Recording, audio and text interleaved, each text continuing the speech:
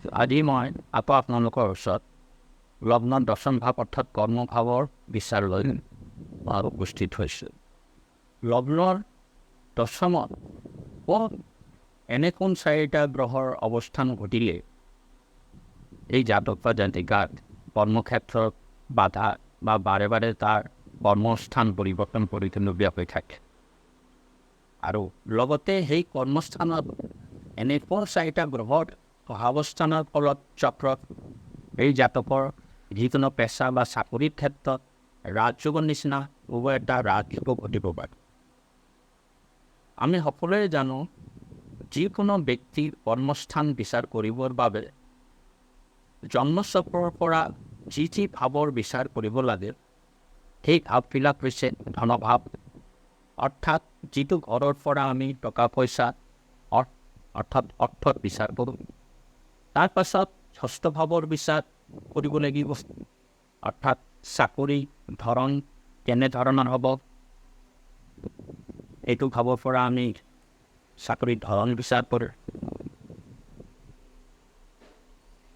তাৰপিছত এইটো বিচাৰ কৰিব লাগিব, এইটো হৈছে দশম ভাৱৰ বিচাৰ, লগতে একাদশ ভাৱৰ বিচাৰ কৰিব লাগে। যিহেতু আজিৰ ভিডিঅ'ত দশম স্থানত থকা অৰ্থাৎ কৰ্মভাৱত থকা গ্ৰহৰ অৱস্থানৰ ফলত কৰ্মক্ষেত্ৰত শুভ আৰু অশুভত্বৰ কথাই উল্লেখ কৰি যাক জন্মচক্ৰত লগ্নৰ পৰা গণনা কৰিলে দশম ভাৱত যদি শনি, ৰবি, মংগল গ্ৰহৰ লগতে চন্দ্ৰ গ্ৰহৰ অৰ্থাৎ এই চতুৰ্গ্ৰহৰ অৱস্থান হ'লে তেনে জাতকৰ কৰ্মজীৱন যথেষ্ট কষ্টদায়ক হ'ব পাৰে। এনে জাতক ভাৱবোৰে অৰ্থাৎ য'তে ত'তে ঘূৰি ফুৰা স্বভাৱৰ হ'ব পাৰে, দুখীয়া তথা কৰ্মহীন হৈও জীৱন কটাবলগীয়া হ'ব পাৰে। বা যিকোনো জাতকৰ দশম ভাৱত যদি শনি, ৰবি, চন্দ্ৰ আৰু বুধৰ এনে চাৰিটা গ্ৰহৰ যোগ গ্ৰহৰ অৱস্থান হয়, তেনে ক্ষেত্ৰতো এনে জাতক ভ্ৰমণবিলাসী অৰ্থাৎ ঘূৰি ফুৰা স্বভাৱৰ হ'ব। এনে জাতক জাতিকাই চৰিত্ৰ অকৃতজ্ঞ হ'ব, নিৰ্ধন হ'ব পাৰে। এনে জাতকৰ বাৰে বাৰে কৰ্মস্থানৰ পৰিৱৰ্তন, কিবা না কিবা কাৰণত কৰ্মস্থান পৰিৱৰ্তন হৈ থাকে। কিন্তু এনে এই দশমতেই যদি শনি, ৰবি, চন্দ্ৰৰ লগত বৃহস্পতি গ্ৰহৰো সহাৱস্থান হয়, তেনেহ'লে এই জাতক বা জাতিকাৰ কাৰণে যথেষ্ট লাভদায়ক হ'ব, শুভকাৰক হ'ব। এনে জাতক এজন চিকিৎসক হ'ব পাৰে, দাৰ্শনিক হ'ব পাৰে, বা যিকোনো বিভাগৰ উচ্চপদস্থ কৰ্মচাৰী হ'ব পাৰে।